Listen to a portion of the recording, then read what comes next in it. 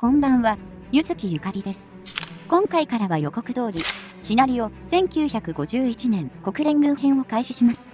シナリオを開始する前に、増援部隊と予備兵力の確認を行います。特徴的な増援部隊として、自走砲大隊が次々と到着します。戦車と随伴させることによって、突破後も強力な火力支援を提供します。それ以外の特徴として、航空部隊の到着、そして少数部隊の帰国が行われます。次に予備兵力を確認します。国連軍は共産党軍よりもさらに少なくなっています。そのため、経済フェーズでしっかりと補う必要があります。以上で PDF の確認を終了します。勝利条件については、シナリオ開始直後の戦況確認時にて確認します。それでは、シナリオを開始します。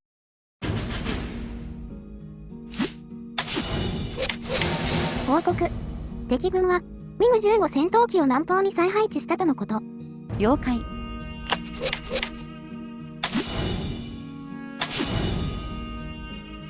第28ターン、1月8日へ突入しました。作戦開始。作戦が開始されます。あなたは国連軍を率いて、中国軍による大規模攻勢を阻止し、再びソウルを取り戻す戦いを指揮します。国連軍側の司令官として、一定間隔で増援部隊予備兵力を受け取ることになりますが、その数は著しく少なくなっています。そのため、慎重な部隊運用を一層心がけてください。敵陸上戦力は強大ですが、空においても強力なミグ15ジェット戦闘機が配備されていることに留意してください。現在、ソウルを疾患し、その勢いのままに冬季攻勢が開始されると思われますが、冬季戦において攻撃側は圧倒的に不利です。地形と季節をうまく利用し、有効的な防衛を続けていけば、必ずや攻勢を阻止することが可能です。その後は逆攻勢を仕掛け、北朝鮮領土の再びの解放を目指してください。全世界が閣下の勝利を信じています。報告。マッカーサー元帥が北朝鮮軍による虐殺行為を大々的に報道しました。了解。これにより、情報工作を実行できますね。報告。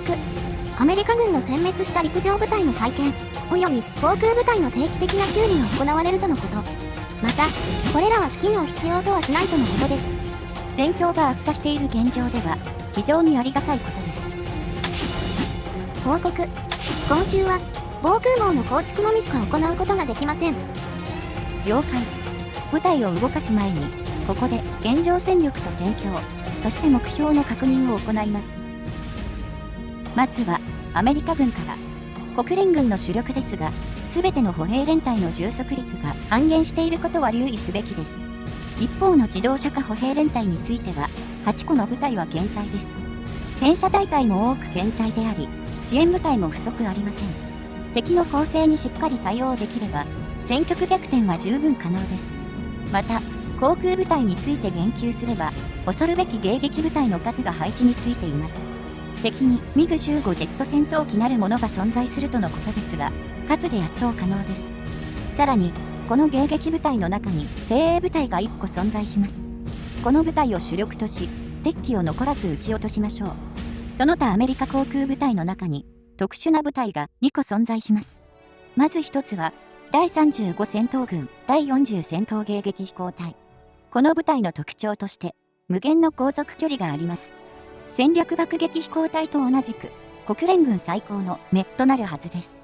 もう一つは第77任務艦隊第2空母飛行隊。この部隊の特徴は航空部隊でありながら能力、装甲があることです。これに加えて自動修理による効果によって常に敵を脅かし続けることが可能です。以上でアメリカ軍の確認を終了し、次に韓国軍について。歩兵師団7個。これは国連軍の戦線を維持する上で重要です。侵攻と防衛の主力部隊として投入し、アメリカ軍を守る盾として活躍させましょう。同じく、司令部と支援歩兵も貴重かつ重要な戦力となります。以上で韓国軍の確認を終了し、最後に各国派遣軍について。戦力としては微力ですが、軽視すべきではありません。特に、フランス歩兵大隊。歩兵大隊の中でも高い戦闘力を誇り、さらに能力、精鋭があります。攻撃を外しても、一度だけ再度攻撃が可能です。さらに特徴として、歩兵大隊の規模でありながら兵力3個という点。2打撃の被弾までなら耐えることが可能な点は、予想以上の強靭さを誇ります。これらの特徴を持ちながら、大隊であるためスタック値はゼロです。ぜひとも、主力部隊の中でも最高戦力となる部隊に随伴させましょう。以上、陸軍合計94個、空軍合計50個が現状戦力となります。最後に、戦況の確認と目標の確認を行います。現状戦況としては、前線にはまんべんなく部隊が配置されています。しかしこのままでは、敵の大攻勢の前では簡単に打ち破られます。よって、最初は体勢を立て直すべく、戦線を後ろへ下がらせます。第一戦線は、チョナン、チョンジュ、チュンジュ、ダニャンに構築し、河川の反対側で敵と対峙します。また、それとは別に、後方にてパルチザン部隊の活動が確認されています。他の部隊を速やかに排除し、後方の安全を確保することも重要です。そして最終的に、シノンジュからボンサンにかけて戦線を押し上げることが目標となります。以上で、すべての確認を終了します。防空網の構築を行うとともに、航空部隊の配置転換を行います。奪われることが予想される空港から、戦線構築地域の空港へ。迎撃部隊は最前線の空港へ。攻撃部隊は、迎撃部隊の後ろの空港へ配置。そして、防空網の構築と配置転換が終了しました。予備兵力は温存します。我が軍の行動を終了する前に、情報工作を実行します。プロパガンダ。画像。北朝鮮の牛。中国の召使い。ロシアの主人。北朝鮮の関係がどのようなものであるか、世界に知らしめます。国連軍、プラス 2VP。さて、敵の構成はいかなるものであるか。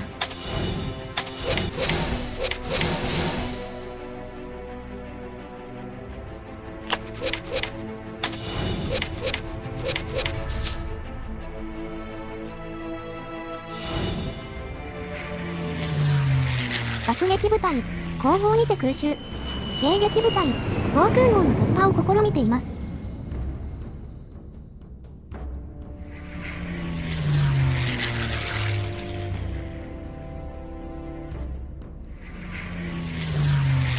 迎撃部隊による突破をすべて阻止しました。了解。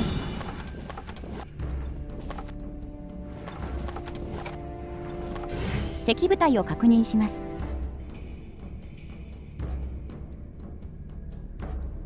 パルチザン部隊、攻撃を仕掛けてきたようですね。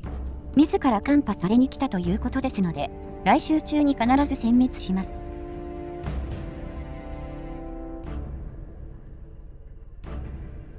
敵の進行は西部に地域。どちらも重歩兵師団を含む進行ですが、大攻勢というにはあまりに数が足りませんね。敵の事情がどうであれ、この状況を生かさない手はありません。当然ですが、西部の地域は放棄します。第29ターン、1月15日へ突入しました。報告として、突破を試みていた迎撃部隊を前期撃ち落としました。対する我が方は、計10個の兵力を失いました。十分許容範囲内です。アメリカ国内に関する報告があります。赤狩りがアメリカ全土で猛威を振るっている。マッカーシー上院議員は、共産主義者のシンパとされる者すべてに対して、厳しい魔女狩りを開始しています。共産党軍によるプロパガンダは、もはや効果がありません。戦略的勝利を目指す我が軍にとっては影響力は小ですが、了解しました。徴兵を行い、韓国軍第3歩兵師団へ割り当て、塹壕建設を行い、東部山岳地域に構築。事前計画の実行は以上で終了。報告として、今月は33資金を獲得しました。北朝鮮は戦時体制の移行によって多く資金を獲得していますが、韓国においても同様です。アメリカ以外から少額ながら資金援助がもたらされています。了解。軍備計画の確認を行います。ジャンジンホ周辺から辛くも脱出した海兵隊部隊が再建可能ですね。また、イギリス歩兵旅団も再建可能と。ここで注意すべきなのは、アメリカ含む各国派遣軍は日本に一旦配備しなくてはならないことです。日本に配備した後、さらに輸送艦隊を経由しなくては半島に上陸できません。ただし韓国軍の場合は、半島内の特定地域から再建可能です。確認に戻ります。韓国支援砲兵司令部、どちらも再建可能ですが、多額の資金が必要ですね。報告し忘れていましたが、現在55の資金が存在します。来たる反攻のためにも、両支援部隊は絶対必要ですが、その他部隊としては、歩兵大隊が2個再建可能。決断しました。アメリカ海兵連隊、イギリス歩兵旅団を再建。韓国偵察連隊を再建。歩兵大隊2個を再建。韓国支援砲兵を再建。敵攻勢を足止めするため、補給基地を3個構築。そして、限界まで予備兵力獲得に費やします。以上で軍備計画を終了します。部隊の移動へ移ります。早速、敵航空部隊を補足。迎撃部隊をしっかり5個投入し、制空作戦を実行。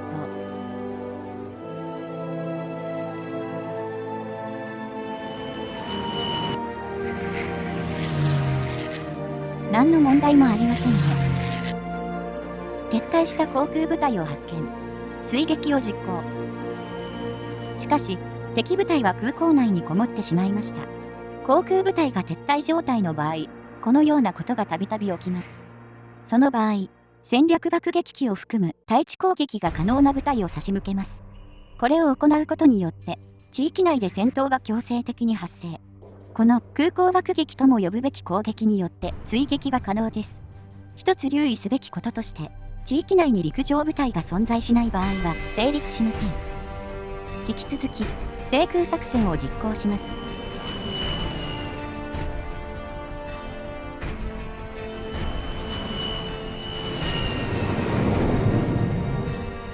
航空部隊の移動を終了します。陸上部隊の移動も終了しました。戦線を再構築し、敵を迎え撃ちます。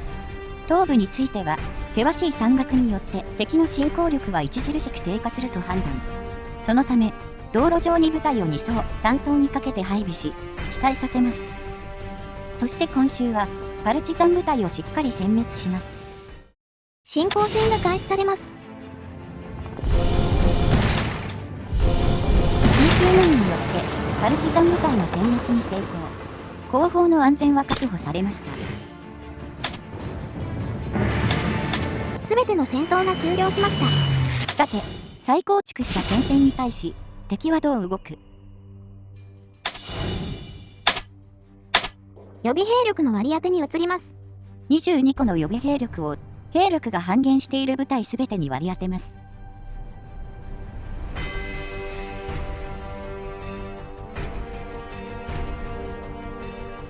割り当て終了。敵を迎え撃つ準備は整いました。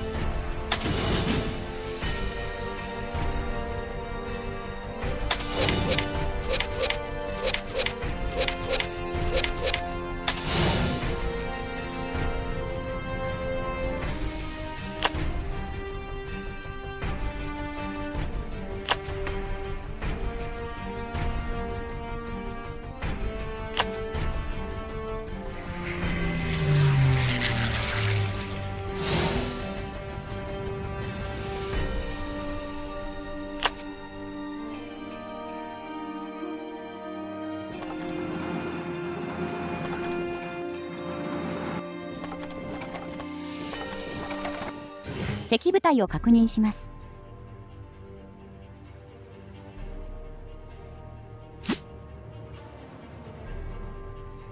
戦線に対する接触は、チョナンのみ。やはり、敵の攻勢は弱いですね。防衛戦が開始されます。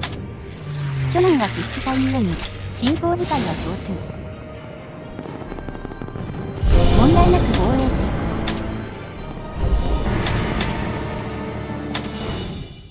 第30ターン、1月22日へ突入しました。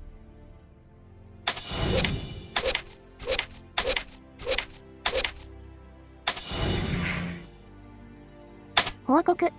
自走砲大隊1個が到着しました。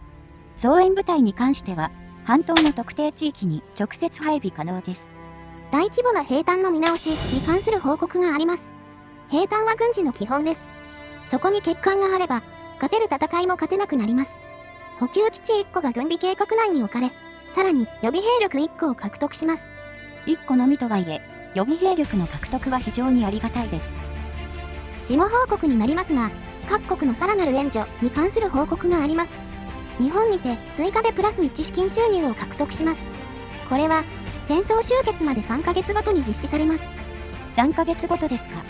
まあ、もらえるのならありがたく使わせていただきます。全部隊の移動が完了しています。今週も引き続き、敵を迎え撃ちます。陸上部隊が動かない代わりに、航空部隊による前言作戦を実行。それを行いつつ、敵部隊も確認していきます。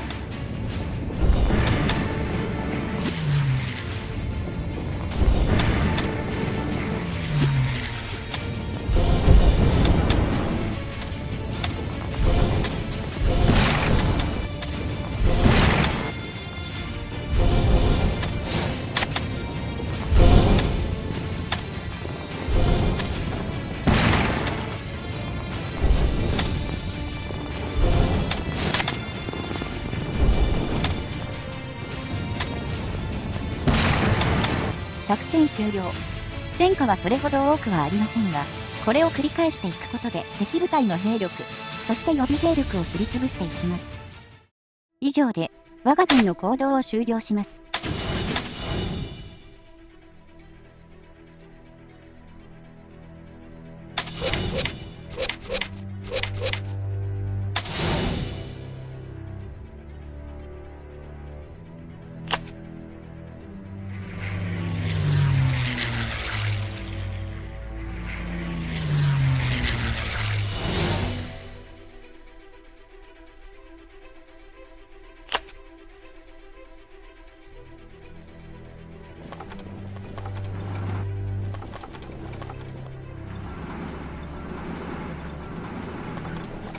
これはどういうことか？敵の攻撃は放棄された施設のみにとどまっています。敵も我々と同様、迎え撃つ算段ですか？それにしてはお粗末にも地域に隙があり、土のうも構築していませんね。あの西部部隊は本位殲滅の好機と言えます。第31ターン、1月29日へ突入しました。報告。共産主義勢力による脅威が香港に迫っているとのこと。そのため、来週もしくは再来週にイギリス歩兵旅団1個が戦場から離脱します。1個であれば支障はありません。報告。ミグ部隊の脅威を低下させるべく、計画がもたらされました。もちろん実行します。F86 セイバー。新型ジェット戦闘機 F86 セイバーは、敵軍のミグ15ジェット戦闘機を圧倒し、再び航空優勢を確固たるものとします。共産党軍の戦略カード、ミグ回廊が、すでに選択されている場合は無効化され、そうでない場合は選択不可となります。航空部隊の移動はすでに完了済み。そして今週、陸上部隊による反転攻勢を行います。東部海上からカンヌンへ強襲上陸。同時に陸上からも進行開始。東部道村里に対して包囲攻撃。退路が断たれた中央チュンジュ西に対して包囲攻撃。陸上部隊の移動を終了します。大反攻作戦とはいきませんが、戦線を維持しつつ確実に敵を殲滅します。進行戦が開始されます。敵部隊を確認します。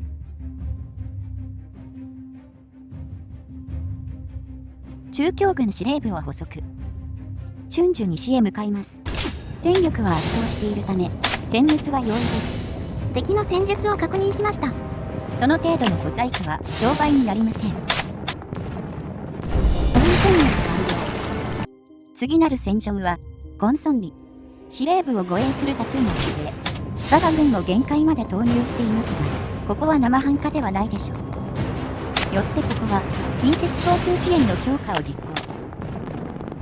事前空爆は1打撃の戦果。事前砲撃は5打撃の戦果。第1次攻撃は10打撃の戦果と2個兵力の損失。包囲殲滅完了。結果的に兵力損失は計4個にとどまりました。スモンにて塹壕の破壊に成功しました。カンヌンへ向かいます。この地は陸上部隊が存在せず、戦略爆撃飛行隊が全て破壊してくれました。全ての攻撃が終了しました。中央ウムソンに陣取る司令部部隊。他の部隊の動きを封じつつ、できれば包囲殲滅したいですね。よってここは妨害工作を実行します。混雑。韓国の道路網は脆弱で簡単に飽和状態になり、時には軍隊の足を止める事態が起こります。道路上に存在する敵部隊を選択することでこのターンの移動を封じます。以上で我が軍の行動を終了します。報告として先の進行戦で殲滅した敵部隊を読み上げます。重歩兵師団1個、歩兵師団5個、騎兵師団1個、司令部1個、師団砲兵2個、すべて中強軍となります。初戦の反攻としては十分な戦果でしょう。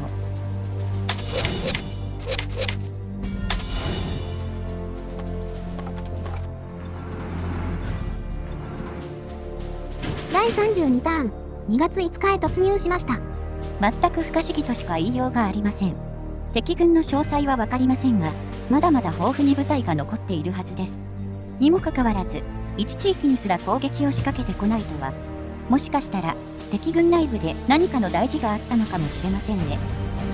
ならば容赦なく、その隙をつかせてもらいます。こちらは現在の戦況。移動終了後、第2反攻作戦として、今週は4地域の確保と包囲殲滅を行います。進行戦が開始されます。確認後、特出すべき敵部隊はありませんでした。包囲殲滅完了。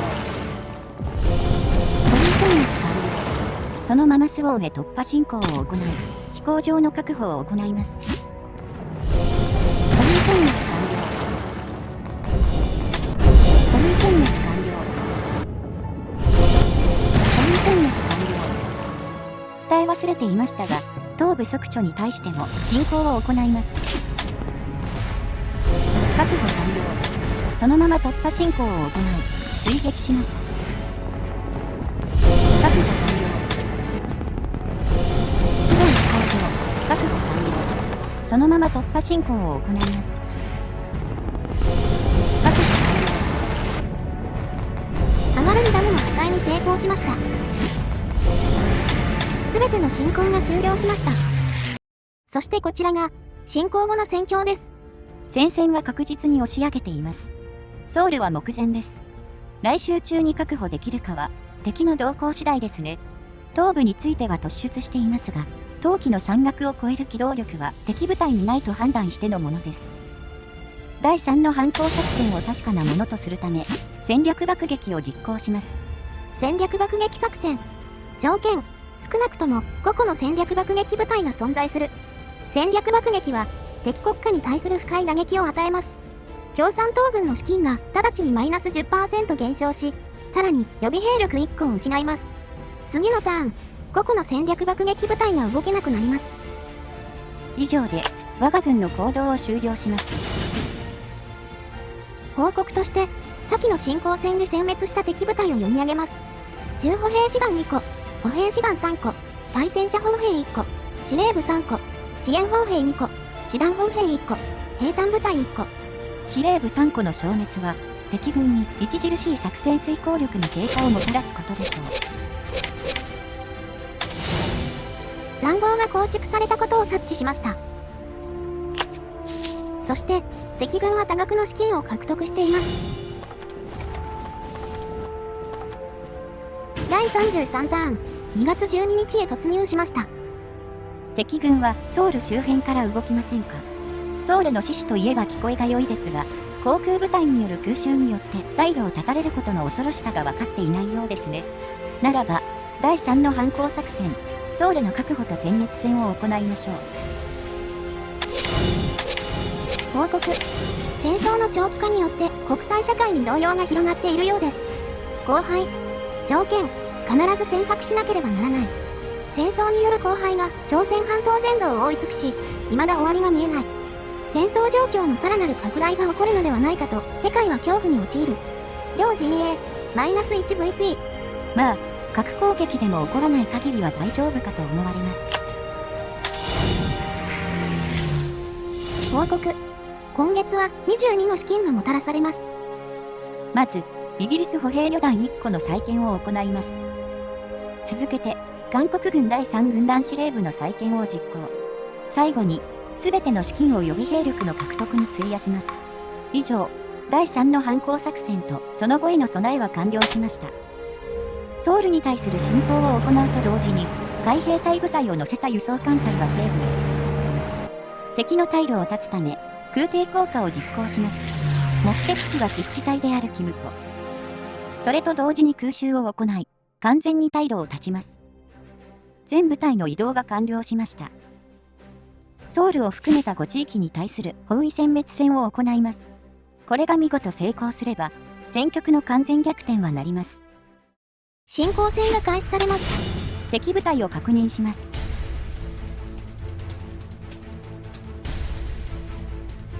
敵の主力部隊はチピョンにあり、よってこちらも再主力部隊を投入します。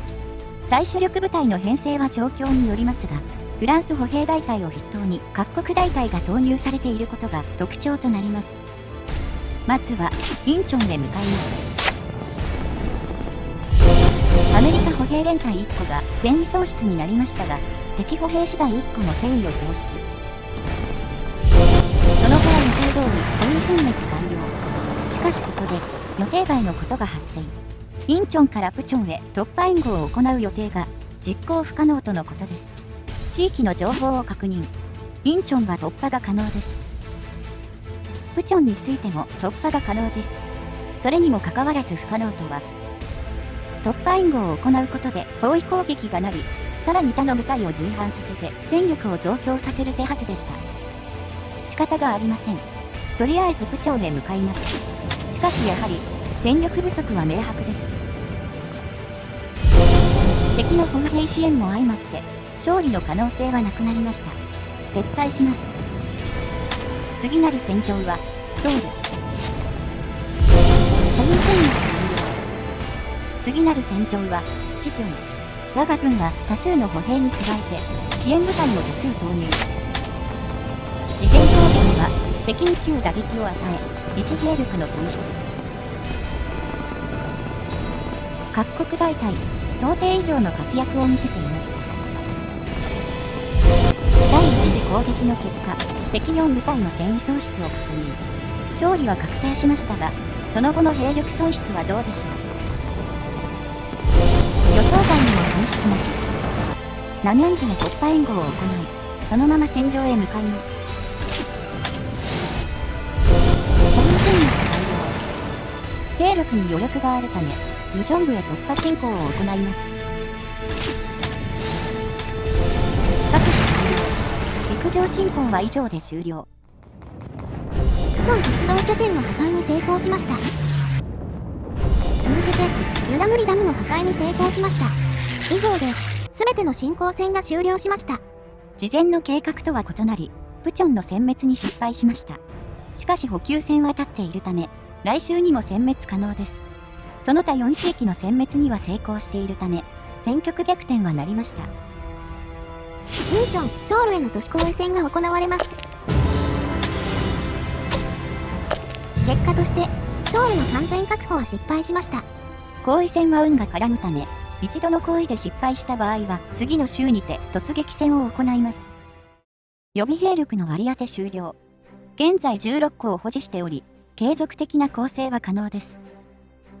以上で我が軍の行動を終了します。報告として、先の進行戦で殲滅した敵部隊を読み上げます。重歩兵師団3個、歩兵師団6個、歩兵連隊2個、非正規部隊1個、師団歩兵3個、兵隊部隊1個。また、陸上部隊の制圧によって、司令部1個、支援歩兵1個を殲滅しています。継続的な大打撃を前に敵はどう動きます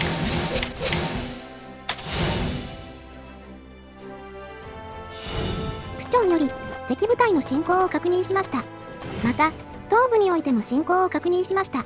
しかしそれ以外に動きがなく、前線にも1地域にしか敵部隊が存在しませんね。プチョンからの進行部隊は3部隊。歩兵の数は敵が圧倒しているため、撤退も視野に入れる必要があります。一方の東部進行部隊は2部隊。進行に割り当てられる部隊は、この部隊が限界なのでしょう。それでは、コソーへ向かいます。防衛戦闘、トンナムへ向かいます。歩兵連隊1個の戦意喪失。ここは、防衛を継続してみます。判断を誤りました。戦車大会を失うわけにはいかないため、撤退します。歩兵連隊1個が殲滅しましたが、戦局への影響は小です。報告。ソビエトの支援が確認されました。今後、この支援が増強される可能性があります。敵前線が壊滅している現状、支援の増強が開始される前に決着をつけることは可能です。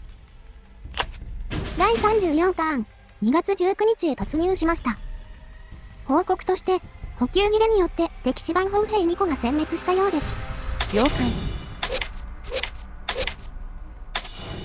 現状、敵戦力の大部分が喪失し、戦局は我が方が圧倒しています。よって以後、特出すべき事象があるまで行動を大幅に省略します。海兵隊部隊を搭載した輸送艦隊、目標沿海に到着。ナムポへ強襲上陸を行い、北朝鮮市とピョンヤンの2度目の確保に向かいます。韓国市とソウルの奪還を行うべく、突撃戦を仕掛けます。問題なく、奪還が完了しました。続けて港を確保すべく、ナムポへ突撃戦を仕掛けます。確保完了。港に部隊を残し、突破進攻を行います。2月19日時点の進行後の状況です。現在、第35ターン、2月26日へ突入しています。報告として、増援部隊をナムポへ上陸可能です。了解。ピョンヤンに対して攻撃を仕掛けます。首都にもかかわらず、非正規部隊しか残っていませんね。確保完了。2月26日時点の進行後の状況です。ピョンヤンに対する都市包囲戦が行われます。行為を成功させるべく、戦術を実行。包囲戦、失敗しました。了解です。緊急報告。オンさんに対する進行を確認。功を焦りすぎました。ここには小部隊を残し、残る部隊は突破進行によって北へ移動していました。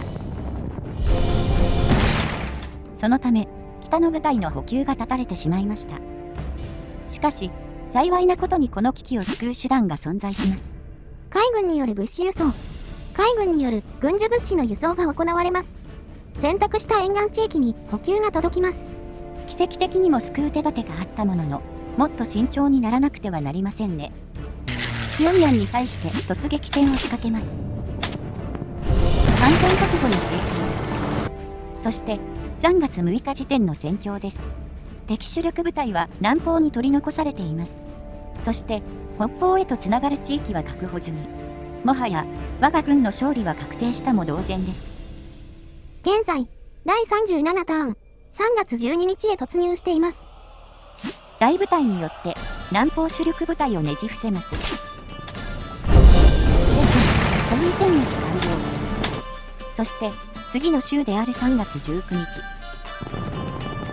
ペチョを確保し、保有殲滅の準備が完了。最後、保有殲滅完了。保有殲滅完了。これにて南方主力部隊は消滅しました。侵攻後の戦況です。戦略目標であるシナンジュウォンサンラインを確保しているため、来週にも勝利の報告がもたらされるでしょう。現在、第39ターン、3月26日へ突入しています。こちらは、現在の戦況です。報告。戦略目標が達成されました。我が軍の勝利です。戦いは続く。我々は、敵の大攻勢を跳ねのけ、防衛に成功したばかりか、奪われた地域の奪還にも成功しました。敵軍は未だ強大であり、北朝鮮打倒は道半ばではありますが、韓国の命運は保たれました。これは、現段階における最大限の勝利です。司令官閣下、おめでとうございます。敵の大攻勢、ありましたか？いやもしかしたら、この作戦が始まる前に敵の力が尽きていたのかもしれませんね。ここで、両陣営の状況を見てみましょう。我が軍は、予備兵力を多く残している状況であり、当然ながら航空・陸上部隊も健在です。対する共産党軍は、予備兵力が完全に尽きていますね。前回のパートにて、国連軍編は難しいと発言しましたが、特に問題はありませんでした。しっかりと基本戦法を抑えていれば、攻略はたやすいです。以上で、シナリオ1951年国連軍編を終了します。次回からは最後のシナリオ1952年へ突入します。ここで変更点として、次は共産党軍ではなく、引き続き国連軍編でプレイしていきます。